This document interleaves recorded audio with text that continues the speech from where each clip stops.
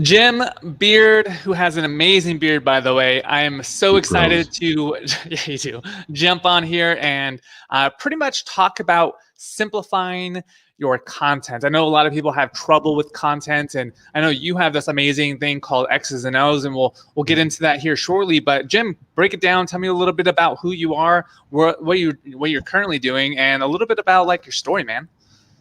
Absolutely. Thanks for having me on, man. I really, really appreciate it. So where I kind of got started was I worked in corporate 3D animation. So the idea was to make cars in 3D that looked so real you didn't know the difference between what was made in a computer and what was shot on site. And I did that for 15 years, and that was easily 9 years too long. Love that. And I mean, it's consistent. It was good work, and it was steady, but it wasn't fulfilling, and I've felt that way for a long time. So I was like, I want to take the level that we're giving to these corporate deliverables, and make sure that entrepreneurs and marketers can have that. And that's where Micro Machines started. Was that I wanted to be able to give people that spotlight that I believe in. I believe in their message and their impact. Um, so that began repurposing content, creating unique content for people, and also content strategy. So taking that strategy that I knew from the corporate world and applying it on our level, So Definitely. that's where that got started. So I was working the day job, and I was also doing Micro Machine Media, and it was going okay. Not dedicated enough to it. You got to kind of go all in. Right.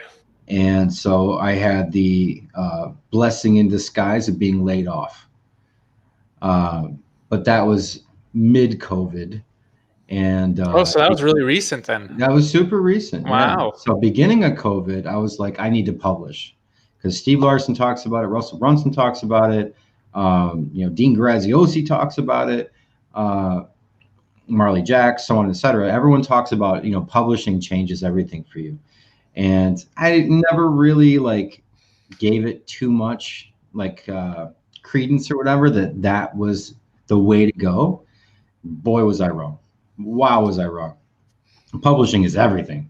Oh yeah. And so at the beginning of COVID, I was like, I might finally start this podcast. I've been kicking around a podcast for a long time called Fail Faster. And it was just Great talking concept. about failure is a good thing. And Yeah, it definitely is. I'm going to show you how. And just interviewing people about how, these failures that we go through that everyone's so afraid of are the foundation of our successes. And you learn more from your failures than you ever will from your greatest successes. And so I was like, maybe now's the time. And so I'm looking around, and all these people are giving away stuff like crazy, super generous, like 95% off. Just take my stuff, super generous because of, the circumstances of COVID. But I knew in the background, people were just kind of squirreling it away, and they would never actually use it. Right. So I'm like, man, maybe podcast isn't the way to go right now. So I wanted to do something really weird and off the cuff, and just that would stand out in the timeline. And I was like, I want to showcase entrepreneurs, and I want to take all this generosity and make them earn it. And I go, maybe if they earn it, they'll use it. So that's what I started the thought process. And I was like, well, what can I do to make them earn it? Game show would be pretty weird. And that's how my thought process went. So then I went down the YouTube rabbit hole of old game shows. And the minute I hit Hollywood Squares, I was like, that's it. That'll work. And I had no idea how to live stream looking like all of my favorite Twitch people. And that's what I wanted. I wanted to take the Twitch gamer and turn it into a show format and put it on Facebook where it would look bizarre. And that was the whole idea. OBS Studio at the beginning of COVID had just finally allowed Facebook Live. Oh wow. So it was timed perfectly. They didn't give it any support. It was like, you can, but it's not great. Good luck. Right. Yeah. Because they wanted to just try the market. And if it was working well, then they'd add plugins and things that help out. So it was a mess. And I just went down the YouTube trail of trying to learn and finally started kind of figuring something out that might work. And without having even a finished game show, I went out and I was like, who wants to be on my game show? And people responded. They were like, that's one of the weirdest things I've ever heard. What are you talking about? So I actually got 12 people on the show. That's what I require for every show is 12 people, 9 experts, 2 contestants, and myself every week that I do it. And it's a logistical nightmare. Oh, I believe it. And to get everyone on one Zoom call at one time and to be dedicated to it is insane. We've had a lot of weirdness on the show for sure. So many weird stories. Oh, I'm sure you can tell some stories about me. Oh yeah, the hot tub. I tell it all the time. I'm like, there was one dude that was on the show in a hot tub. There was another guy that was on the show. He was literally like blanket up all the way around his face, just his nightlight on the show. The minute the show ended, he pulled the blanket over his head, turned off his light, and then he went off the live. Oh, jeez. Like he was just ready to pass out. I felt bad for him, but I was like, man, come on, you wanted to come on the show. Right. There's another guy that went to Arby's, picked up his girlfriend in his car, was just like doing errands. He was on the game show. And just all sorts of weird and great stories. I love all the stories that have come out of it. And so, like I said, I got going and I used leverage. Leverage is the key to the show. I leverage my last win every time. Right. And even if I lose, I leverage the loss. And I'll Right. explain what I mean by that. So if I have a show that doesn't go quite the way I wanted it to, like there was one to where a guy was on the show and he was just chiefing, smoking like crazy. You could barely see his face because he was smoking so hard. And I wasn't able to post it on YouTube. So I started sharing that story with people and people thought it was so funny that they signed up for the show. That's awesome. So you leverage your losses too, as well as your wins. And of course, anytime I get a name on, I'd spread that around to get more people to fill the slots. So like, oh, we got a Marley Jacks on. She came on episode 2, by the way, which I don't know. She must have been out of her mind. But her and Rachel Peterson came on episode 2. And then I leveraged that to get Akbar Sheik, Alan Dean, James Smiley, Omar Later. And the minute I had those names, then I leveraged again and leveraged again. And it just, the whole thing comes from leverage. So after about episode 2, people were willing to at least hear me because it wasn't just like, oh, this is your little experiment. I don't want to be part of your little experiment. But then once I started having some names come on, people took it seriously. And now it's grown into having its own little life, which is crazy. And the experts combine together because they have this common ground and common experience of being on this weird game show. So now they talk with each other on a weekly basis. There's been numerous people that have made $10,000 to $20,000 from selling to the other experts, that those relationships that they formed. And the contestants just get the killer deal of killer deals. They get 9 prizes from the experts. And it's like having the Avengers work on your business for a limited amount of time. But the truth of it is they stay in contact because, like I said, it's a very unique experience. So they want to reach out and say, like, listen, how was that going for you? Do you need anything else? And so it forms relationships that stand the test of time. And it's just been a crazy experience. And I've even gotten some leads out of it for my own business.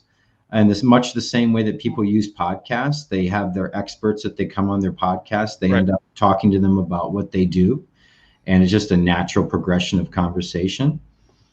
And it's been an amazing experience. I wouldn't take it back for anything.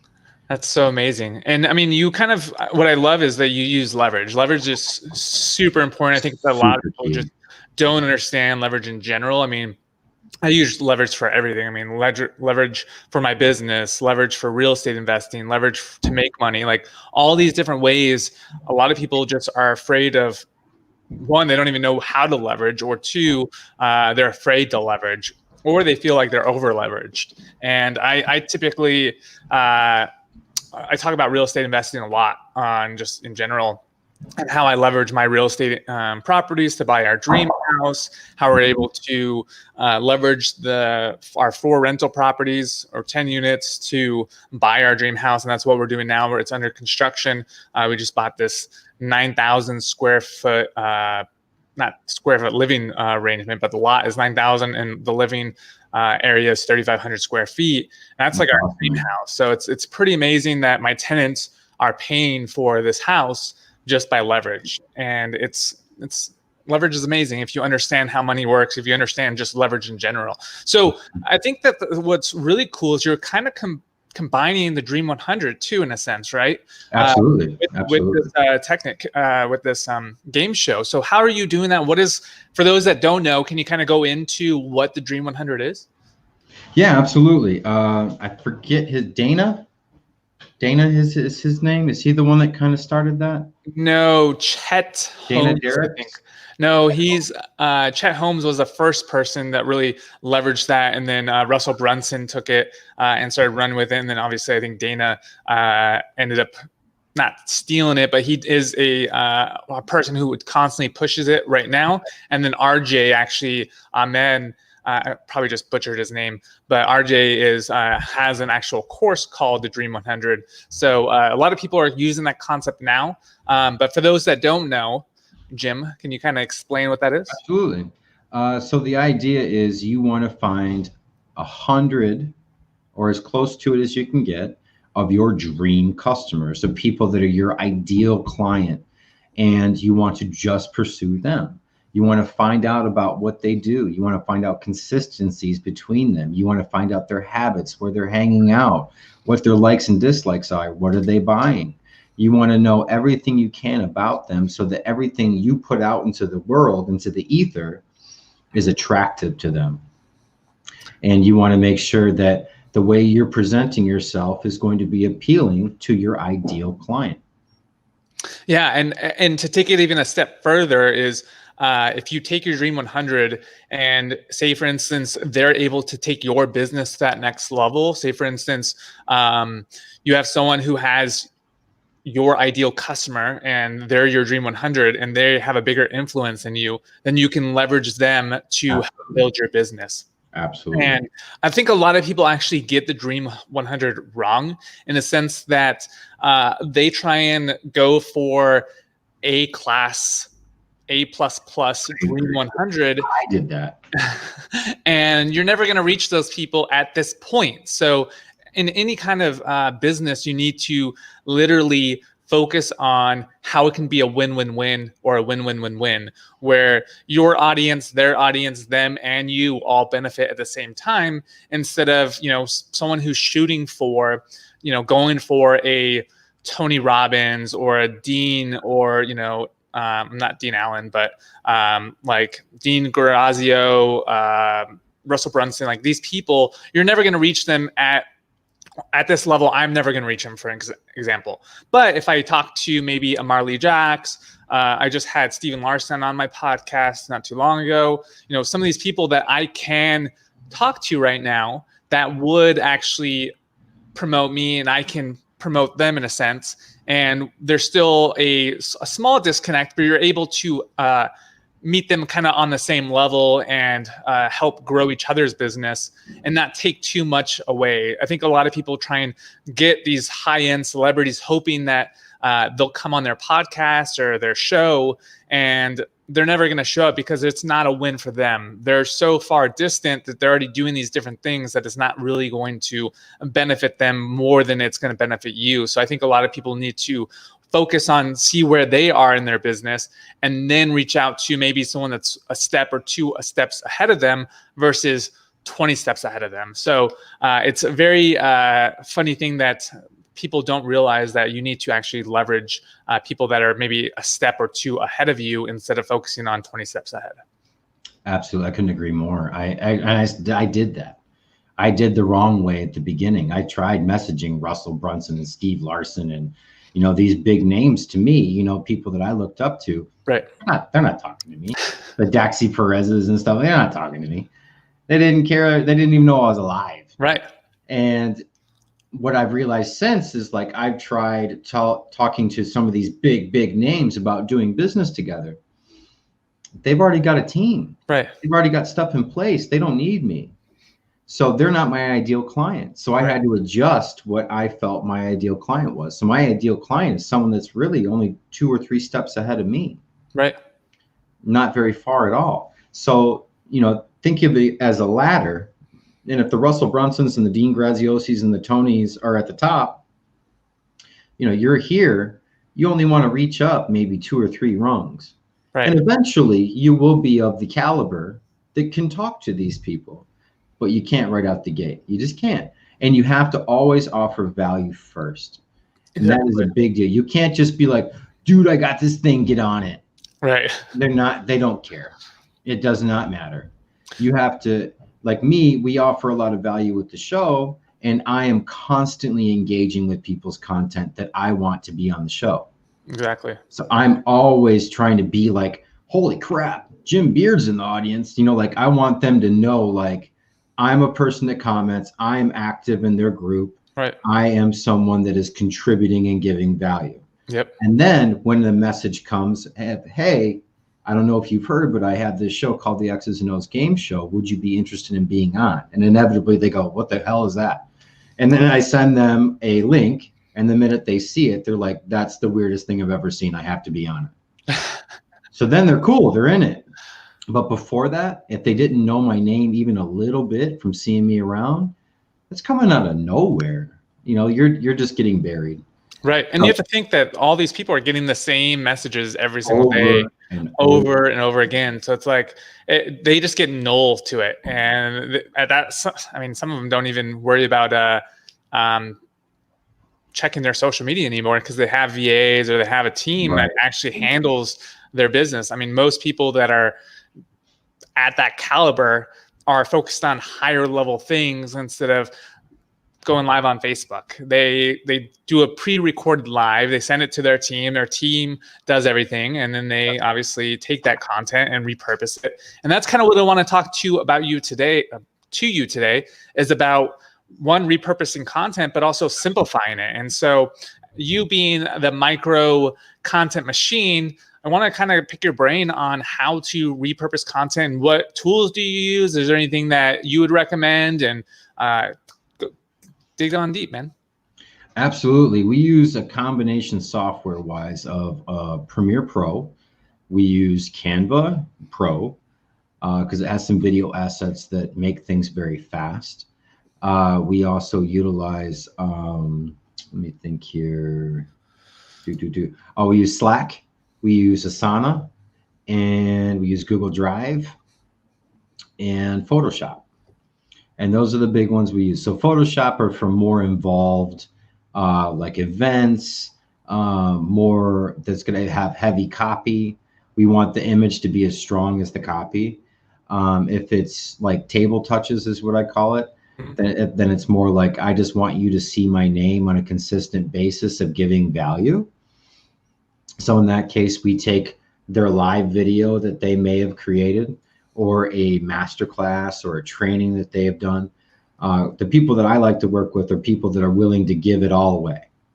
Yeah. So people pay for it if you package it up nice and concise. It's very easily searchable and you get some one-on-one time. That's where the payment comes in. But as far as like, should I give it all the way, the whole farm? Yeah, in my opinion, I think you should, because most people that you look up to, if you look through their YouTube, their Facebook, their Instagram, whatever it may be, if you look deep enough, there's a course in there. One of their courses that currently exists. It's just you have to do the legwork to dig through all of that to find it. And those are the people I like to work with the best. It's just say, listen, put it all out there.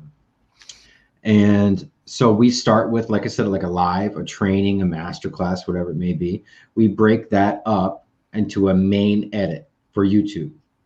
Everything starts with YouTube because it's a search engine. Right. You'll be able to search that and find that for years to come, and that could bring you leads. So from there, we take the micro cuts that we've made to make that one big video, and we explode them out. So now all those micro cuts are teaser videos, micro videos that all lead to the YouTube video. It's genius. And then from that, you strip out the audio, you have a podcast, add an intro, outro, clean up the audio, make sure it's nice and crisp and clean. Now you have your podcast episode, and we use our stories. Our stories are meant to let people know new content is coming. So new content on YouTube, new podcast episode, whatever it is. It's just to let people know, hey, something new is dropping today. And then we have quote cards that are generated off of, we transcribe the video, and we take that and we break that up into the most valuable bits of information, and we make quote cards, which builds authority.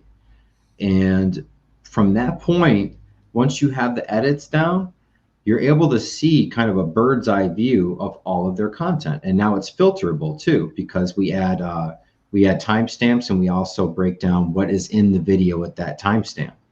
So now you can filter all of your content. So if you decide one day, like, hey, I want to make something today, I want to know how I felt about that a year ago. Search it up, and you can actually find that little segment of video. And now you can do a side-by-side of like what Gary Vee does. Yep. You know, this is how I felt about it then. Now 2020 COVID hits. This is how I feel about it now. You know, those are powerful videos. Yeah, they definitely are.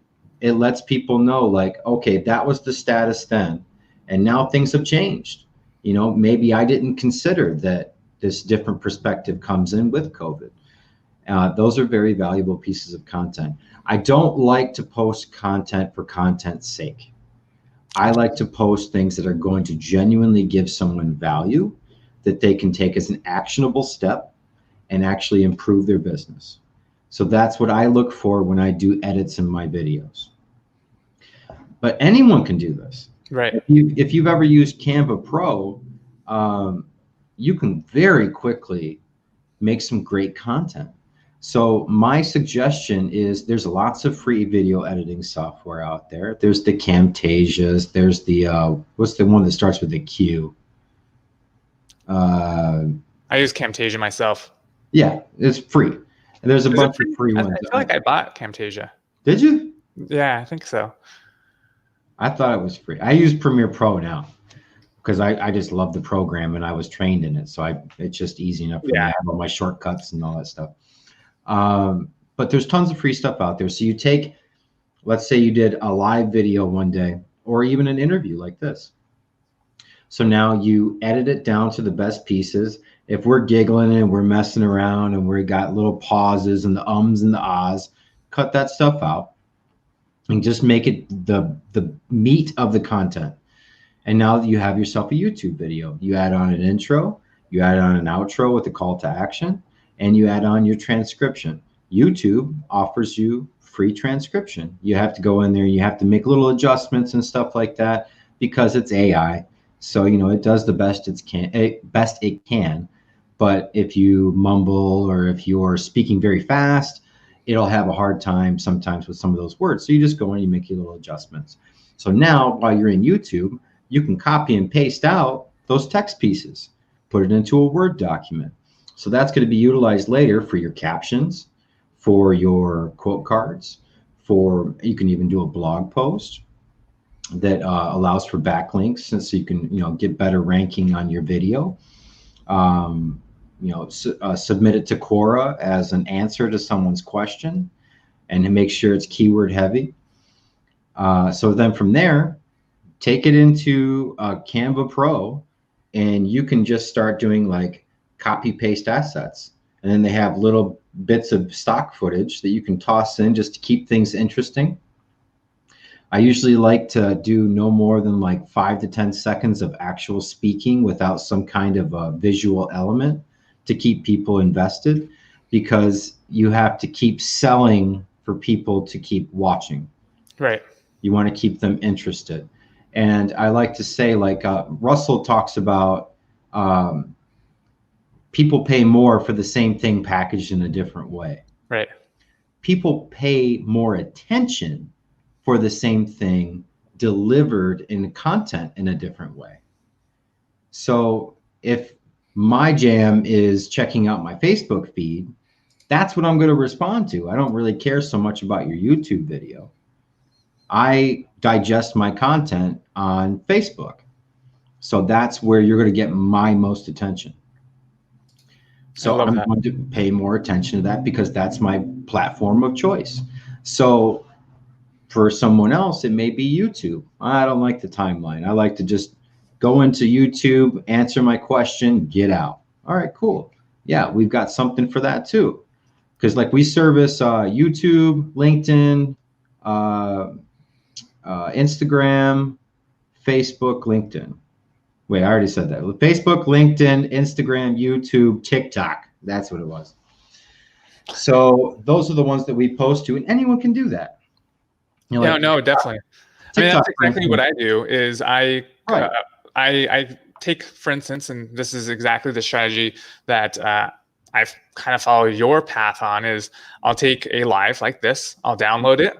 I'll strip the audio. I'll put my intros and outros, just like you were saying. I don't do much video editing or cutting out the ums and the ahs and all that, just because I push out content, and most of the time it's really just to the point of what, and it's usually high value. I mean, for instance, when we did the game show last week, we had an amazing talk with just the 4 entrepreneurs that were there, and I ended up just asking you for the video content, and I made it into like a master class where you can literally go to Facebook and go Google the ultimate guide to making money on Facebook, and I believe I rank pretty high up there, and so it was pretty great. I mean, it was an amazing time, and I learned a lot, and I think a lot of people just don't understand the value of just tuning into this show, where they don't have to be a contestant or they don't need to be an entrepreneur, but there's so much high value content that's being said on this game show that is quite amazing. You can learn a lot, and there's so many golden nuggets in there. And if you spend just you do it once a week, I believe, if you just spend a month watching and learning, you're going to get a lot better content than some of these gurus that are putting out there, because you have 9 experts that are just slamming it with golden nuggets from all different perspectives and all different backgrounds and all different industries and niches that are really high value content. I really love what you do on the show. So just out of curiosity, how do you keep your contestants to show up? Like what do you have a method or a madness to how you make sure that they actually show up when they say they're going to show up? We've just started doing follow-ups and texting. Texting has changed the game for us. So actually making it to their phone makes the difference. And we tell them, listen, we don't use this number for anything other than day of show, reminder, and if you went AWOL and we need to find you. So do we need to replace you? Okay, cool. And that's it. And I stick to that. I don't call them after that. I don't light people up. Like I've got, all these giant name people phone numbers and stuff. I'm not using them for anything other than what I told them, because I told them that's what I'm using it for. Right. So they respect that. And now a couple of them have added me on Voxer. And because they prefer Voxer, it's just voice, quick, done. Right. So now I'm starting to adopt that too. And so now I ask in the form, do you have a Voxer?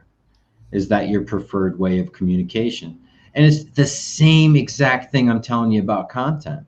People pay attention more to content delivered in a different way. Communication too. Right. So if I get their messenger, and I message them, and it goes into the abyss of their feed, because they're getting lit up all day long. I've gotten lost within the first 20 seconds of it being posted. It's already moving down their list. I'm nowhere. So if I have their Voxer, now I leave them a voice message like, hey, just want to make sure you're good for the show tonight. We're so excited to have you on. Yeah, it's huge. I get way more responses off that than I ever did from sticking to Messenger, because I did Messenger for 2 months straight, and it was miserable, because some of these big guys, they just don't look at their Messenger. And I understand, it's very time consuming.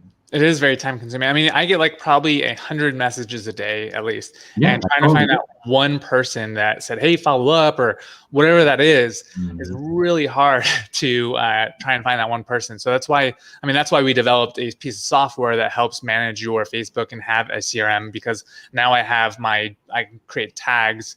We can do our Dream 100. So anyone who I want to continuously provide value to, that, like we were talking about earlier, I have them tagged as my Dream 100. And I can just send bulk text messages, where it's not text messages, but personalized messages on Messenger, where it says their name and it says, "Hey, I love your post," or whatever that is, to keep in contact, keep those people at the top of my list so it's easy to follow up with them, or people that might have been interested in our program. So it's super important to have a system, and it seems like you do have a system. Like, it's light.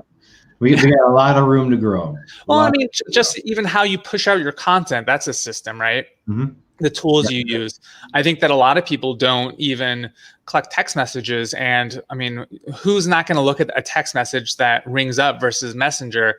It just gets lost. And so I always collect phone numbers, and later on you can use that obviously for lookalike audiences and all sorts of stuff when you run ads. It just really depends on what you're trying to do. But I definitely believe on collecting emails, collecting phone numbers, and exactly what you said about communication.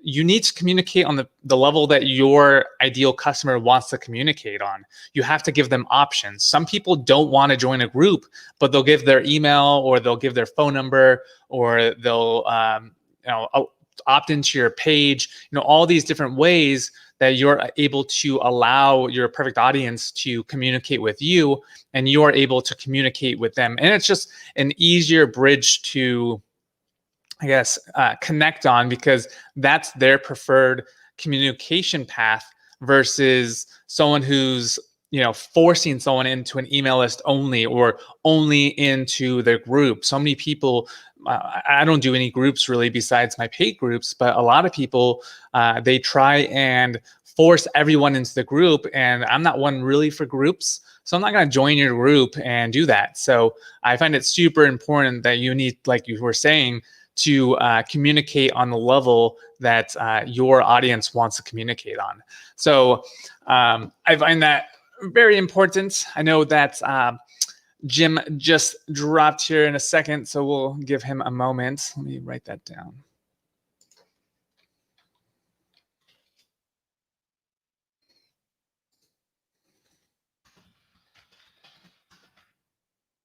So yeah, I think that like for me to go over my strategy is I go do these lives and interview experts on what they're an expert on. I take the content and I literally just put it onto Camtasia. I strip the audio. I make sure that I put my intro and my outro onto what it is that I actually have for my podcast. And then I upload it to Anchor FM, which then shoots it out to Spotify. I shoots it out to iTunes, because I have my RSS feed up. I have my Google, and then it shoots to, I think it's like Breaker and a few other ones, which is amazing because you're able to hit all these medians, which just allow you to, one, put out more backlinks to your main content, but also just allows you to build credibility on all these platforms. Not only that, I take it, and then just like Jim was saying, is I can take quotes or pictures or just the video itself. I upload it to YouTube. Sometimes I make it into a master class. It just depends on the content that I'm putting out there. So amazing way to put out content really quickly, and amazing way to be able to deliver all your content on multiple platforms really, really easily. So yeah, that's exactly what I do, Jim. Exactly what you were saying, how I take my content, repurpose it, and am able to hit these multiple platforms like YouTube, Spotify, Anchor FM, Google, and then obviously all those are able to be backlinked to our our main website, which has all of our programs or anything like that. So was going to say something to you, but now I blanked because you just came back. I hard crashed. No, I got it. It was awesome. Yeah. I'm rendering in the background, so it probably wasn't wise. No, you're good. Okay.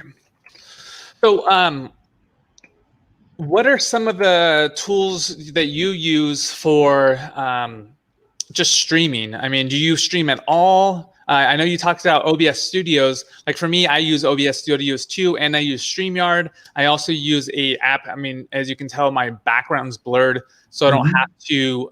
It makes me pop more. So I actually use a program called ChromaCam, which allows me to have almost a green screen in my background.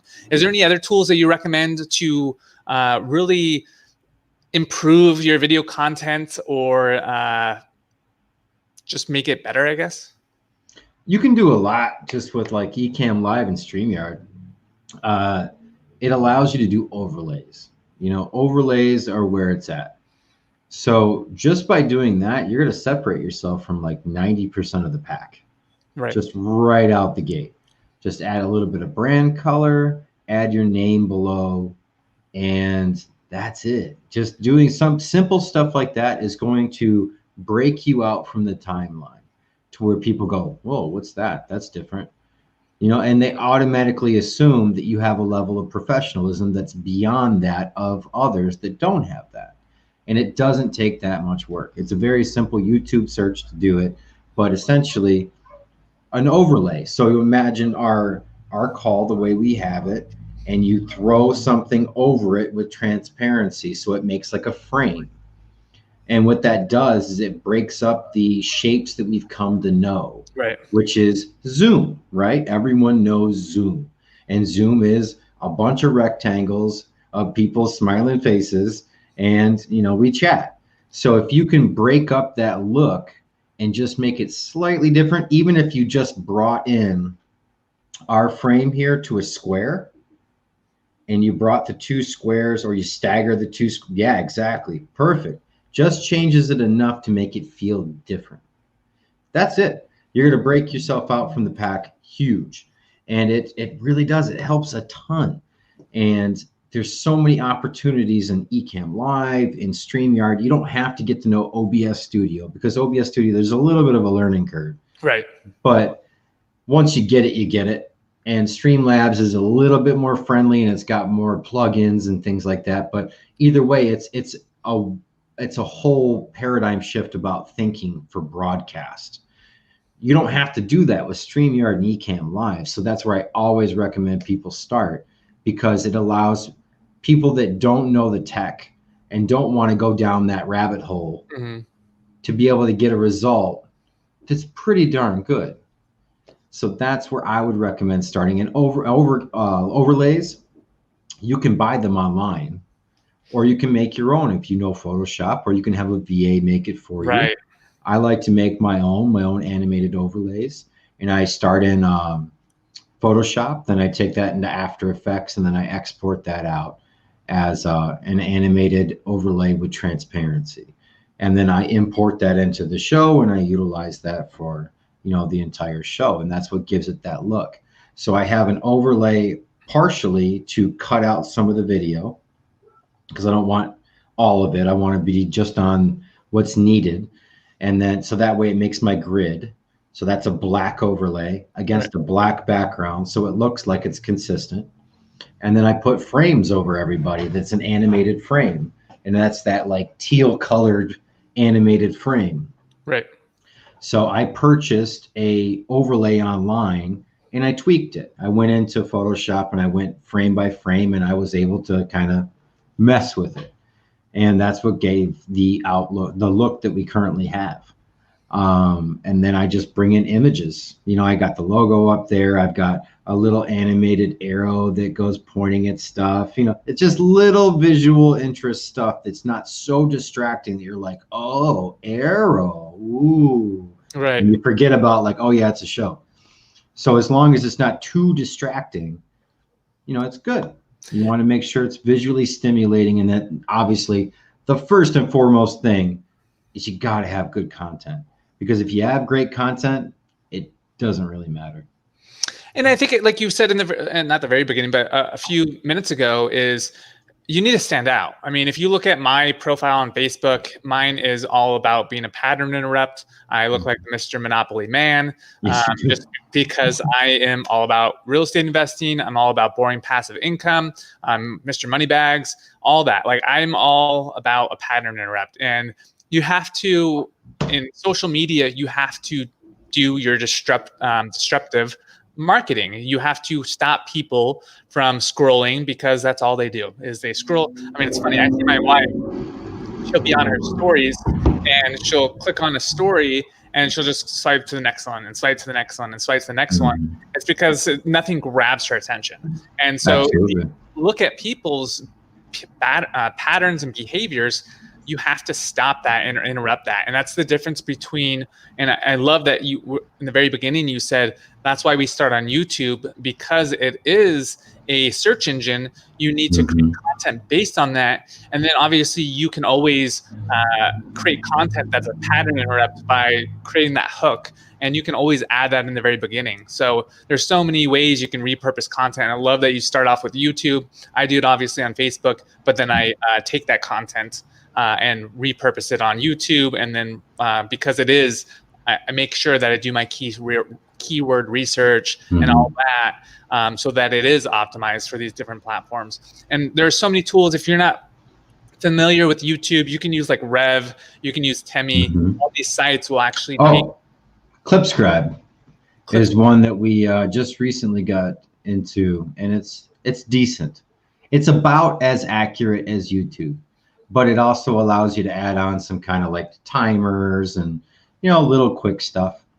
Yeah, there's so many great things out there. There's a website called repurpose.io, which is I've used it slightly, but it will take your live clip, like your live like this, and it will download it and it will shoot it off and resize it to Instagram or Snapchat, or not Snapchat. I don't know which platforms they are on, but and then you can take those clips and turn them into your little quote boards, or you know, all these different things that allow you to repurpose exactly the strategies you were talking about to create your micro content. And I love, I've used it maybe once or twice.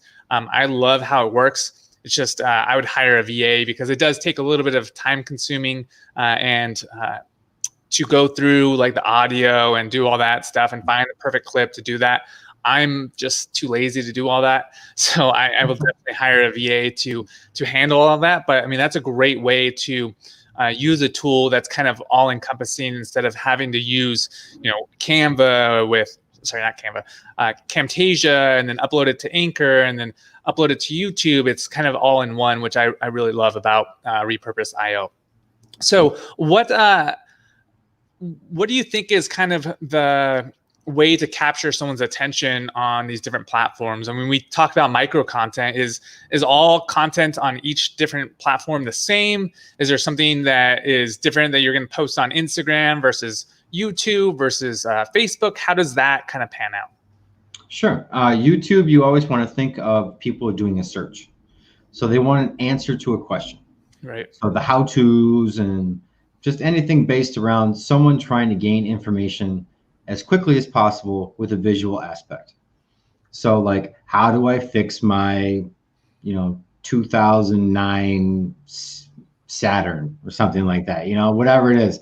And then you have someone that's like, hey, today we're working on a Saturn, they show the whole thing. So that is the perfect case scenario, is like, how to, found it, got my answer, now you're my authority. So that is how it kind of lines up. It's like, if you've answered my question, you scratched that itch, you took away my pain. Now you're my go-to person for that. Anything to do with cars, I'm going to go back to Bob, because Bob helped me out. So you want to be Bob, so as far as YouTube goes, you want to play to the search. Right. As far as LinkedIn goes, it's more B2B. So in that respect, you want to be more professional. You want to be a little less in the loud department, but you do want to stand out, because like I said, scroll stopper. So with LinkedIn, we do a lot less of the framing.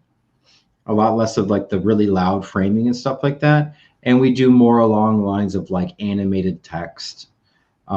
Just try and spice it up in some way, some kind of animation along the sides. One of our clients likes to do like arrows pointing down and then text that rolls along. So that's like, oh, okay. Oh, that's what I'm looking at. And just to follow your eye around. As far as Instagram goes, they like to know more about your personal life. They want to know like the behind the scenes. Right. You know, how is he doing this? So like, as I'm working on my computer, I got a camera right here, kind of a thing. I want to see like what your business is behind the scenes. How are the donuts made? You know? So Right. Facebook is more conversational and value based. People want to consume and move on, consume and move on. So in that respect, you want to give really solid, strong pieces of value on Facebook in particular, and allow them to either you can take them to a podcast or you can take them to a group. Those are the ones that I like to do in particular.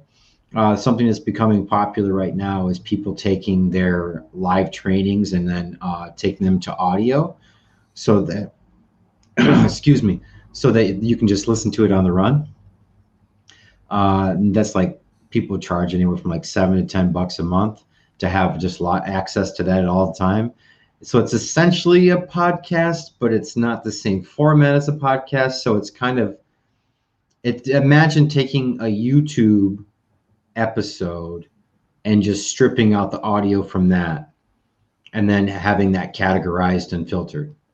That's kind of the new direction that's happening a little bit. Let's see here. Who's left? TikTok. TikTok is literally the ADD palace. Yeah. It is just, oh my God, everything moves so fast and everything's more geared towards humor. So on TikTok, what you want to do is you want to gate someone's attention as quickly as possible. Pure, fast value, actionable, preferably funny, and loud. You can be pretty loud on there and be okay. What I say with TikTok is great for gathering eyeballs, and then you send them out somewhere else. Yeah. So I like to send them out to YouTube. As far as selling goes on TikTok or trying to get someone to sign up for something on TikTok, I wouldn't recommend it quite yet. They're still working out the bugs. There are things you can sell on TikTok, like low value e-com stuff, maybe as high as like a tent that would sell on there, like from seeing a video, getting someone enticed to purchasing a thing. For the most part, it's like register items, stuff right by the register, impulse buys. Right. As far as getting someone to take a step in action, I don't usually recommend it. Now with Walmart and Microsoft buying them, maybe that'll change. But for the moment, it's a great place to gather eyeballs and then send them out. So. Yeah, and Gary Vee talks about jumping on these new platforms that are just starting because they want to entice people to get organic traffic. It's very much little one came home. So it's very much almost addictive because you're getting these high engagement, you're getting high views and reactions because it's feeding that impulse of people wanting to be validated. So TikTok is a great way, and I don't know if it's manipulated or not, but it's a great way to get that organic traffic and that organic reach starting off until they start running. I think they just started running ads, but so then they can start getting people on the platform so that they can start running ads, start running analytics, and allow them to become pay to win. If you look at Facebook, I mean, that's how Facebook was way back when, where your feed was getting amazing engagement and your groups were getting amazing engagement, but now it's settled down a little bit, where it is a lot more pay to win on Facebook because they do have, I think, 1 billion people on it. So they have the analytics, they have what people are doing. I've noticed that, if I don't know about you, but lately I feel they're pushing people more towards the group section. Very much so. If you look They actually announced that.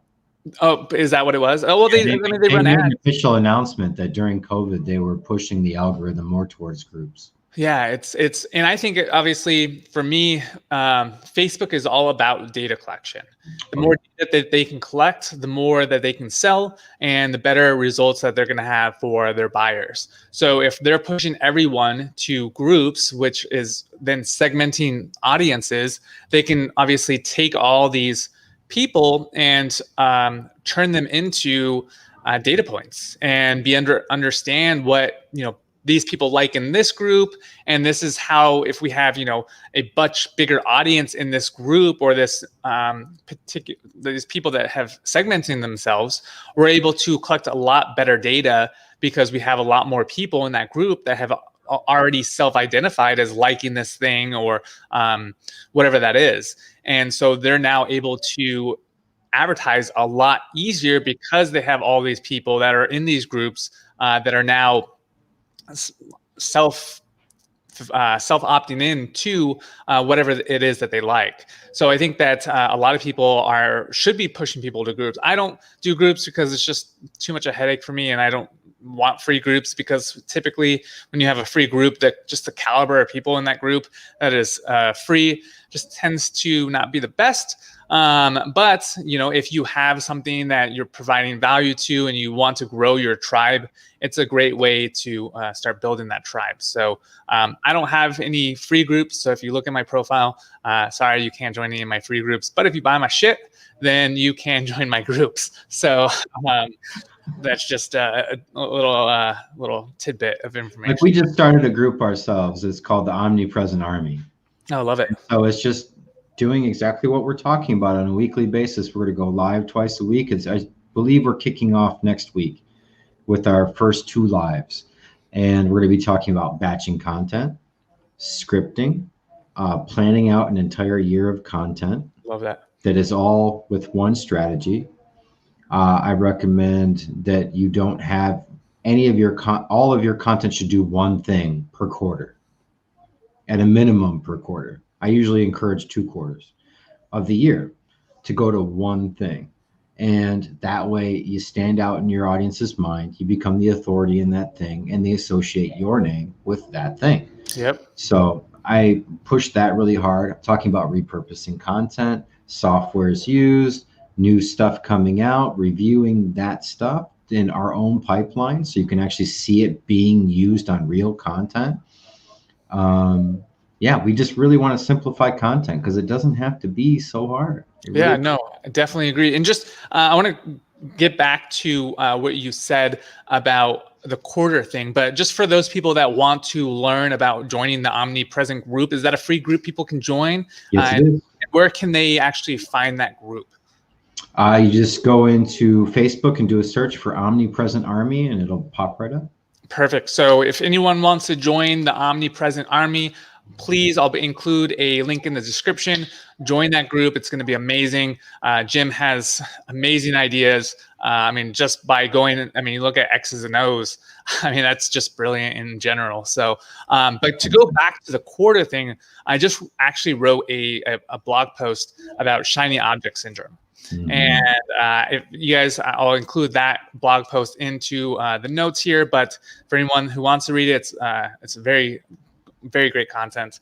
But I think that it's so amazing that you said break it up to a quarter or 2 quarters, because so many people jump from thing to thing to thing, and they never get any kind of traction, or they don't really get to leverage the compound effect.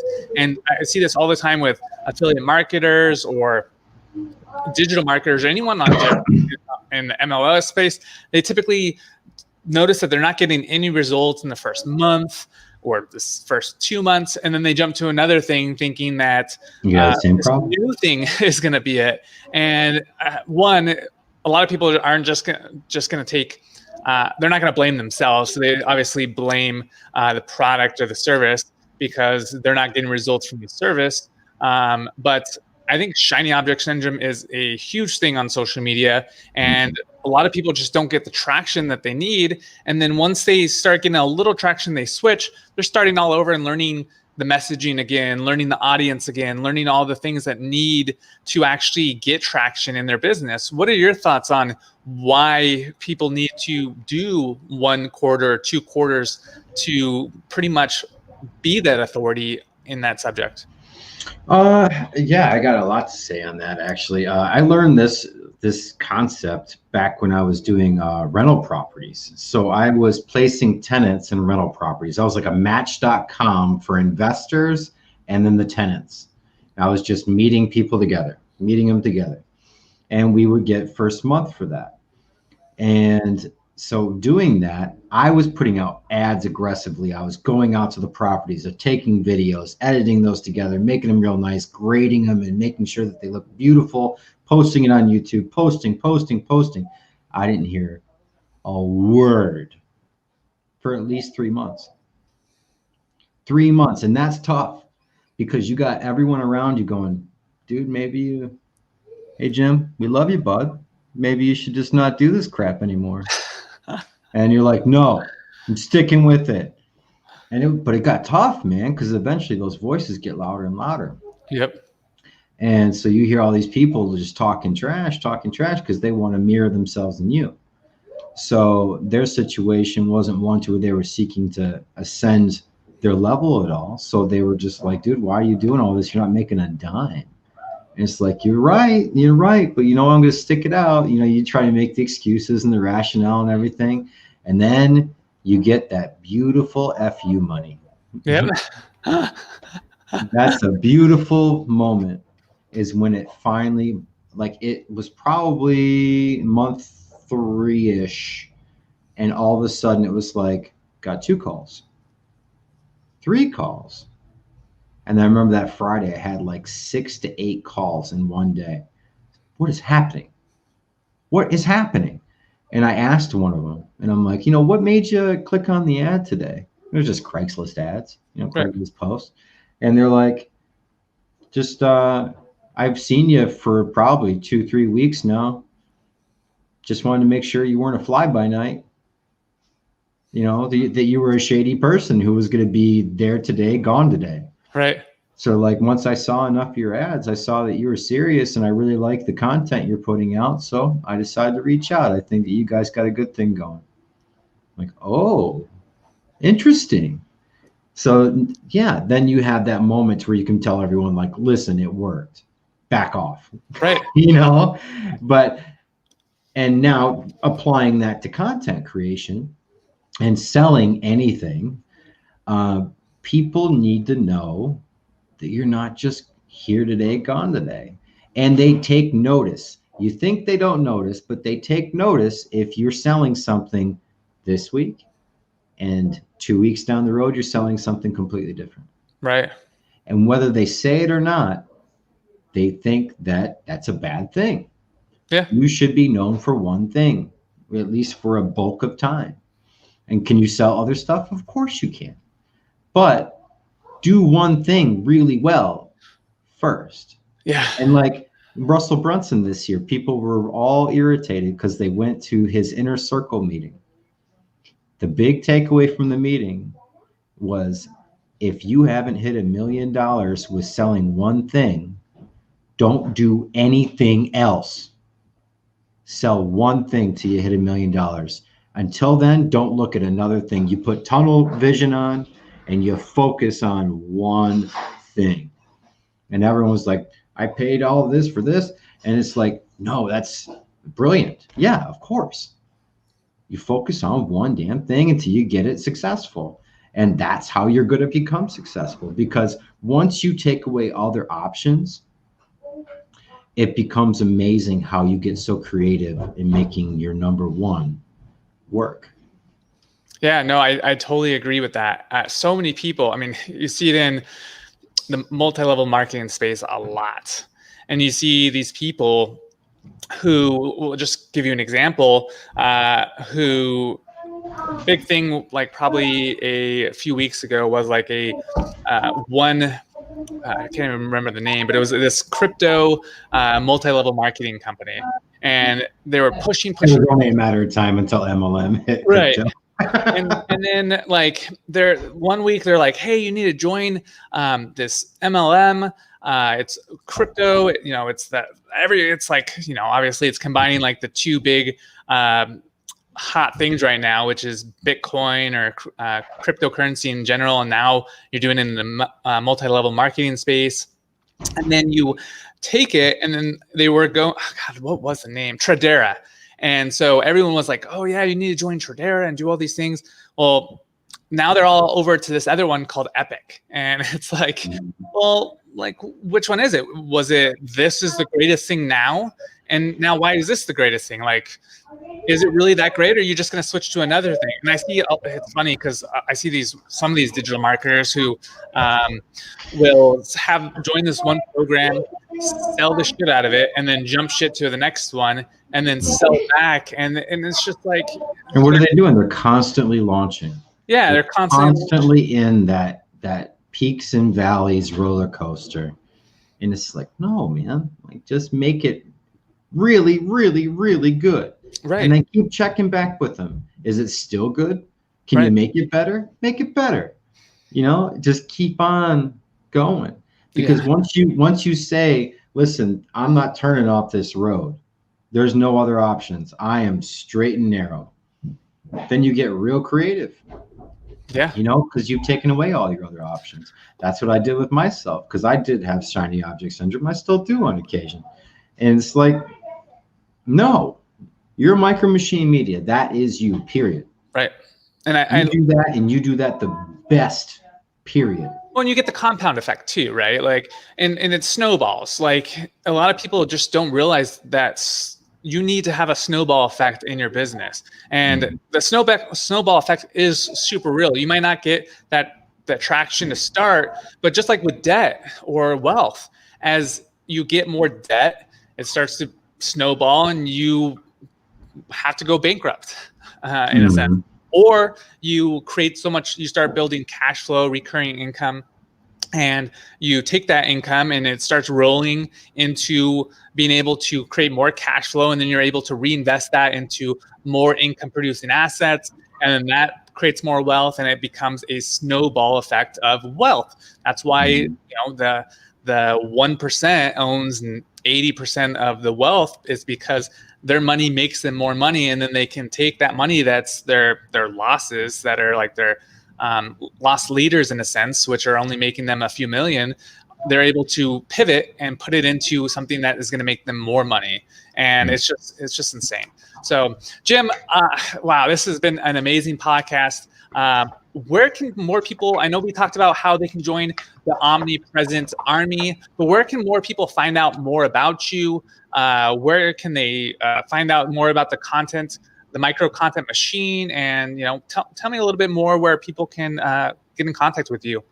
There's a number of ways. So they can, obviously, Omnipresent Army is our new Facebook group. I'll be in there heavily. Jim Beard, you can just message me. I'm very open and very conversational. I check my messenger all the time. Also Micro Machine Media on Facebook. And then the last one would be the game show, which is X&O Game Show. It's the Facebook page. And we go live every week. Now we're switching to every other week because we're going to be doing a new game. Oh. What is this game? We are currently choosing. We have 4 options that all finally work. Can I have a vote today? They didn't work at first. Okay. Now they're working. One is based off of Deal or No Deal. One is an interview series with the TikTok challenge. The other one is what was it? Wheel of Fortune, kind of a take on that. And another one is just playing board games for interviews. Is this going to be drunken interviews? I mean, it naturally yeah. Pretty much me every time we go on the show. It goes that way. We have several people that use the colored cups, so you don't know what they're drinking. Are they going to be rotated, or is it just deciding? Are you switching? Is this like it'll be every other week? Season 2. So X and O Game Show will be every other week. Got it. And then my off weeks, I'm going to do a show on Thursdays. Awesome. And that will be earlier on in the day because I have a lot of people go 9:30, and I go, well, that was because I have a family and I got to feed that family, and they get into bed, and do you have homework? Okay, let's get the homework. The whole thing. So that was when I was available on Saturdays, was to do that, and so doing Thursdays opens up the time slot a lot. Perfect. Thank you so much, Jim. It's been a pleasure. You've just dropped some great nuggets on how to create and repurpose content, and just amazing person in general. So thank you so much, Jim.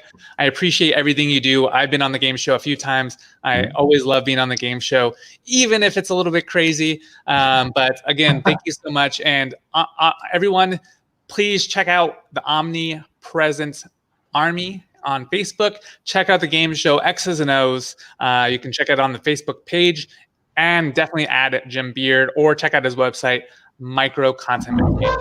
Again, everyone, thank you so much for being here. I appreciate you, Jim, and until next time, peace. Appreciate you, Brandon. Thanks for having me on, man. Of course, man.